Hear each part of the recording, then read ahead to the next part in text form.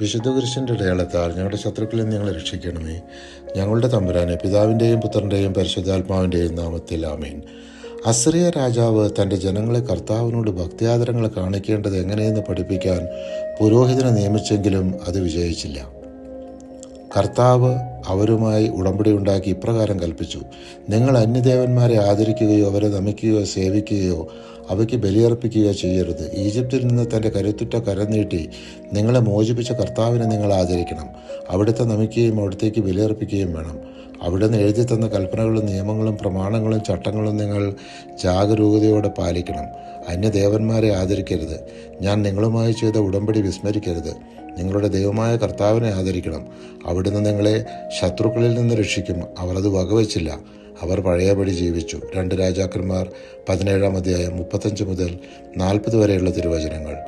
യൂദാ രാജാവായ ആഹാസിന് ശേഷം മകൻ ഹെസക്കിയ തൻ്റെ 25-ാം വയസ്സിൽ യൂദയായുടെ 12-ാം രാജാവായി ഭരണമേറ്റു.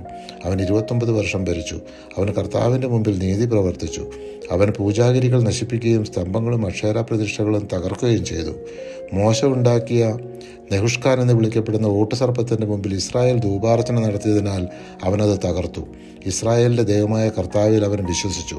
കർത്താവ് മോശയ്ക്ക് നൽകിയ കൽപ്പനകൾ പാലിക്കുകയും അവിടുത്തെ പിന്തുടരുകയും ചെയ്തു. കർത്താവ് അവനോടുകൂടി ഉണ്ടായിരുന്നതിനാൽ അവൻ്റെ എല്ലാ ഉദ്യമങ്ങളും ഐശ്വര്യപൂർണമായി. അവൻ അസിറിയ രാജാവിനെ എതിർത്തു. അവൻ ഫിലിസ്തീയരുടെ ഗാസയുടെ അതിർത്തി വരെയും കാവൽ ഗോപുരം മുതൽ സുരക്ഷിത നഗരം വരെയും നിഗ്രഹിച്ചു. സമരിയ അവൻ്റെ അധീനതയിലാക്കി. പിന്നീട് അസിറിയ രാജാവായ സെന്നാകെരീബ് യൂദയായുടെ സുരക്ഷിത നഗരങ്ങൾ ആക്രമിച്ച് കീഴടക്കി. ദേവാലയത്തിലും രാജഭണ്ഡാരത്തിലും ഉണ്ടായിരുന്ന വെള്ളിയും സ്വർണവും ഹെസക്കിയാവിന് നൽകി.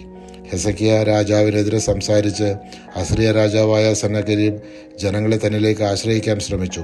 ഈ വിവരങ്ങളെല്ലാം ഹെസക്കിയയുടെ കൊട്ടാര വിചാരിപ്പുകാരൻ രാജാവിനോട് അറിയിച്ചു. വിവരമറിഞ്ഞ ഹെസക്കിയ രാജാവ് വസ്ത്രം കീറി ചാക്കുടുത്ത് കർത്താവിൻ്റെ ആലയത്തിൽ പ്രവേശിച്ചു. അവൻ പുരോഹിതശ്രേഷ്ഠന്മാരെയും തൻ്റെ ജോലിക്കാരെയും ചാക്കുടുപ്പിച്ച് ഏശയ്യാ പ്രവാചകൻ്റെ അടുത്തേക്ക് അയച്ചു. പരിശുദ്ധാത്മാവെ, തിരുവചനത്തിൻ്റെ അനന്തശക്തിയാൽ ആത്മാവിൻ്റെ ബലങ്ങളും ദാനങ്ങളും നൽകി തീക്ഷ്ണതയാൽ ഞങ്ങളെ ജ്വലിപ്പിക്കണമേ.